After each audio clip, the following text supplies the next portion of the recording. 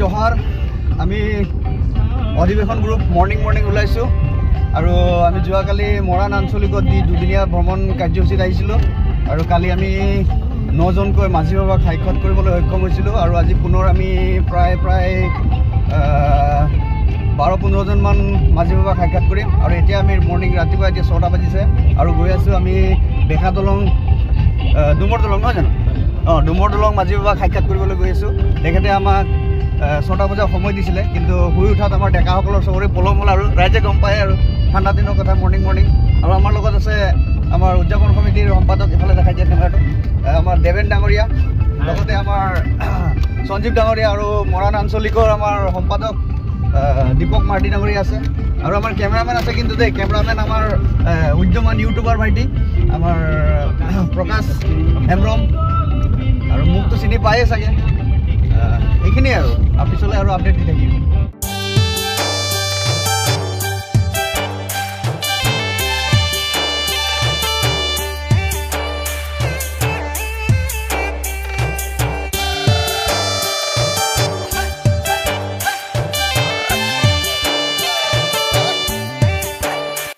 So hey guys and welcome back to my YouTube channel Prakash King Bohatlora Prakash Chandra. Finally guys Bohatlora ahi pare bortoman moronot aru sabore apnaloke je ami odibishonor karone ami puwa ratipua 5টা বজাত উঠি মানে 5টা বজাত ready হৈ গলো আৰু ওলাই গলো পুৰা আৰু আপোনালোকে বিশ্বাস নকৰিব যে আমি অধিবেশনৰ কাৰণে 5টা বজাত ৰাতিপুৱা হৈ উঠে আহিছো মানুহবোৰক লগ কৰিবৰ কাৰণে আৰু এইপিনে দেৱেন্দা মুখৰ পৰা দুখাৰ বস্তু শুনিব বিচাৰিছোঁ আপুনি দুখাৰ কি ক'ব ইমান ৰাতিপুৱা আহিছোঁ আমি হয় আমি ৰাইজৰ কাৰণে এই দিনটোৰ কাৰণে ওলাই আহিছোঁ সকলোৱে আশীৰ্বাদ কৰক আৰু যি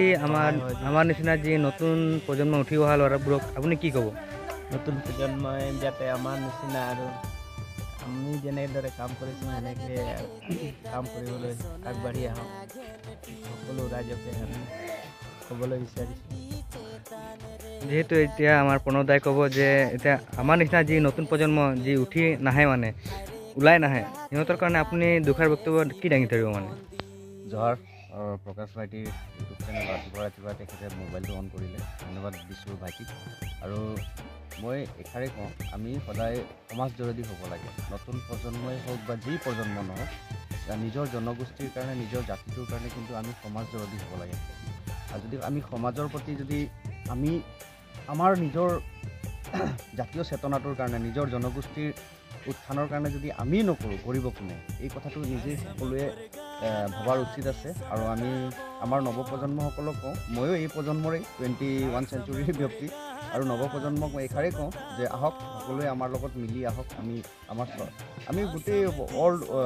অল অভাৰ ৱৰ্ল্ডৰ কথা কোৱা নাই গোটেই ভাৰতবৰ্ষৰ কথা কোৱা নাই অসমখনৰ কথা কোৱা নাই আমি কেৱল আমি চৰাইদেউখনৰ কথা যদি ক'বলৈ যাওঁ আমি চৰাইদেউখনকে আমি চাওতাল জনগোষ্ঠীৰ হৈ পৰিৱৰ্তন কৰিবলৈ চেষ্টা কৰোঁ আহক এষাৰেই কওঁ আৰু সকলোৱে ওলাই আহক আৰু প্ৰকাশ ভাইটিৰ কিন্তু চেনেলটো চবেই লাইক কমেণ্ট ছাবস্ক্ৰাইব কৰাটো অত্যন্ত দৰকাৰ লাইক কমেণ্টটো চবেই কৰে ভিডিঅ'ও চবেই কৰে ছাবস্ক্ৰাইব কৰাটো অত্যন্ত দৰকাৰ গতিকে আশা কৰোঁ চবেই ছাবস্ক্ৰাইব কৰে যিহেতু এতিয়া আমাৰ মাজত আছে দীপক দা আৰু দীপক দা এই মৰাণ আঞ্চলিকৰে আৰু আপোনাৰ মুখৰ পৰা দুখৰ বক্তব্য শুনিব বিচাৰিছোঁ যে আপুনি এই যিহেতু আমাৰ অধিৱেশনৰ কাৰণে আপুনি দুখাৰ বক্তব্য কি দাঙি ধৰিব হয় মই এই দুখাৰ বক্তব্য দাঙি ধৰিব মানে কি আমাৰ যি নৱপ্ৰজন্মৰ ধৰক আৰু ৰাইজে সকলো সহাযোগ আমাৰ যাতে মৰাণ আঞ্চলিকৰ হওক বা য'ৰে আঞ্চলিক নহওক আমাৰ চৰাইদেউ জিলাৰ কাৰণে যে উঠি পৰি লাগিব লাগে আৰু যিকোনো আমাৰ অধিৱেশন পাতিবৰ কাৰণে আমি আগবাঢ়িছোঁ সেই যুঁজা কৰি পৰা আনে সকলো ৰাইজে যাতে সহায় সহযোগ কৰিবলৈ আশা কৰি মই মোৰ ফালৰ পৰা ইমানেই ক'বলগীয়া যে সহায় কৰিলে আমাৰ সফলমণ্ডিত হ'ব বুলি আশা কৰোঁ।